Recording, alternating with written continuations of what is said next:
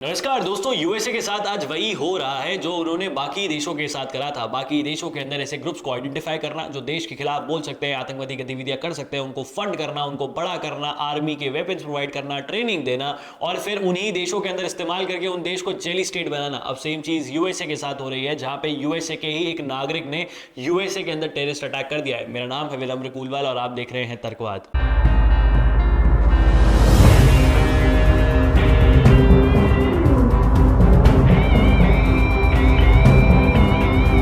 तो दोस्तों, यूएसए के अंदर शमशुद्दीन जीबर नाम का एक व्यक्ति जो है काफी फेमस हो चुका है, क्योंकि उसने यूएसए के अंदर एक टेररिस्ट अटैक कर दिया है। ये व्यक्ति यूएसए में ही पैदा हुआ था, यूएसए में पला बड़ा है, यूएसए के एजुकेशन सिस्टम से निकला है। इनफैक्ट इसने 10 साल यूएसए आर्मी के अंदर सर्व किया है। और आप सोचिए, वो व्यक्ति जो इतना ज्यादा पैसे कमा रहा था, इतना बढ़िया था, सब कुछ एकदम सही चल रहा था, आर्मी के अंदर सर्व कर चुका है, वो एकदम से इतना ज्यादा रेडिकलाइज कैसे हो जाता है कि वो एक ऐसे मार्केट में चल जाता है, एक पार्टी में चल जाता है, जहां पर जो है न्यू ईयर सेलिब्रेट किया जा रहा था। वहां पर अपना एक फोर्ड का पिकअप ट्रक लेके जाता है, उस ट्रक के ऊपर आईसिस का झंडा होता है, वही आईसिस जिसको यूएसए ने फंड किया है, यूएसए ने ही बड़ा बड़ा का बनाया है। इनफैक्ट इजराइल ने भी आईसिस को फंड किया है। ऐसे लिंक्स निकले हैं कि इजराइल ने भी आईसिस को पैसा पहुंचाया, जिससे सीरिया के अंदर जो है डिस्टेबलाइजेशन बढ़ती रहे, बशर अल असद की जो सरकार है उसके खिलाफ चीजें बढ़ती रहे, ईरान के अंदर बढ़ती रहे, इराक के अंदर बढ़ती रहे।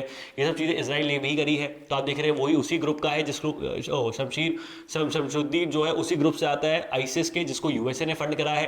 फिर जो है शमशुद्दीन जाता है उस ग्रुप के मार्केट के अंदर जाता है अपना फोर्ड का पिकअप ट्रक लेके, जिस आईसिस का झंडा होता है, रौंदते हुए चल जाता है लोगों को, लोग इंजर्ड हो जाते हैं, कुछ लोग मर जाते हैं। और शमशुद्दीन वहीं तक नहीं रुकता, अपनी गाड़ी से निकलता है, आर्मी की ट्रेनिंग तो कर ही रखी है, तो गोली चलानी बहुत अच्छे से आती है, उतरता है मार्केट में गोली चलाना शुरू कर देता है। और फिर मौका वारदात पे जो मौजूद पुलिस होती है उससे जो इसकी भिड़ंत होती है और पुलिस उसको ऑन स्पॉट मार देती है।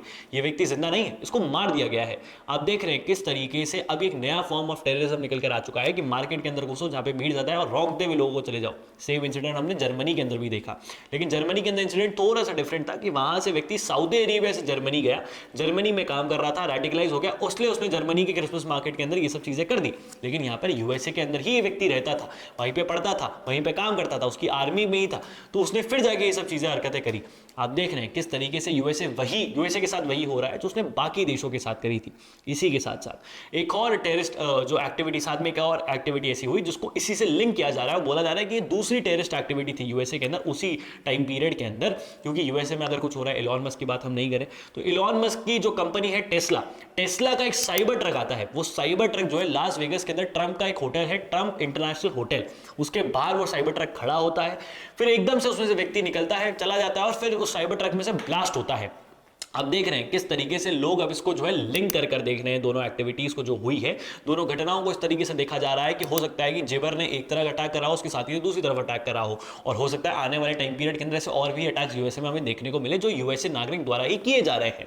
इलॉन मस्क की हमने इसके ऊपर बात करी तो इलॉन मस्क का कहना है कि ये दोनों अटैक्स लिंक है, और वो चिंतित है किस तरीके से टेस्ला के साइबर ट्रक को इस्तेमाल किया जा रहा है टेररिस्ट एक्टिविटी के अंदर, क्योंकि अगर ये एक बार हुआ है तो ये बार बार हो सकता है। आप इस चीज को ध्यान रखिए और ये चीज जरूर सोचिएगा कि एक आर्मी के अंदर काम कर चुका व्यक्ति कैसे रेडिकलाइज हो जाता है और यूएसए के अंदर टेररिस्ट एक्टिविटी कर देता है। जैसे एफबीआई को ऐसी कुछ वीडियोस मिली है, कुछ ऐसे एविडेंसेस मिले हैं, प्रूफ मिले हैं जो ये बताते हैं कि किस तरीके से जिबर जो है वो रेडिकलाइज हुआ है। लेकिन आप देख रहे हैं किस तरीके से यूएसए को उन्हीं कर्मों का फल मिल रहा है जो उसने किया है। मैं यहां पर खुश नहीं हूं, या फिर मैं ये नहीं चाहता कि यूएसए के अंदर ये सब चीजें होती रहे। आतंकवाद इस पूरी दुनिया के लिए सबसे खराब चीज है, और जो लोग आतंकवाद को पनाह देते हैं, आतंकवाद को आगे बढ़ाते हैं, जो किताबें, जो व्यक्ति, जो बोलने वाले लोग हैं, इन सभी को हमें रेक्टिफाई करना चाहिए, रिटेलिएट करना चाहिए और सोचना चाहिए कि किस तरीके से ये सब चीजें आगे बढ़ रही हैं।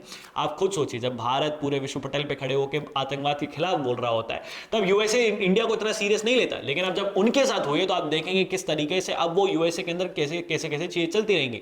यूएसए के आने वाले प्रेसिडेंट मिस्टर डोनाल्ड ट्रंप ने कहा है कि ये एक्ट ऑफ प्योर इविल है। तो बिल्कुल सही बात है, क्योंकि पहले तो सबको यही लग रहा था जब अटैक हुआ कि कोई बाहर से आया हुआ आदमी होगा, जो इमिग्रेंट होगा, उसने ये सब चीजें कर दी। लेकिन जब बाद में पता चला लोगों की यूएसए का ही नागरिक था और 10 साल आर्मी में सर्व कर चुका है, सबके मतलब होश उड़ गए, और किसी की भी उड़ जाएंगे कि आर्मी में सर्व कर चुका आदमी ऐसी ऐसी चीजें कर रहा है। खैर, ये एक फॉलो ऑन अपडेट है, इसमें और भी अपडेट्स आएंगे जिसके लिए हम आपके लिए वीडियो लाते रहेंगे। आप तर्कवाद को सब्सक्राइब कर लीजिए।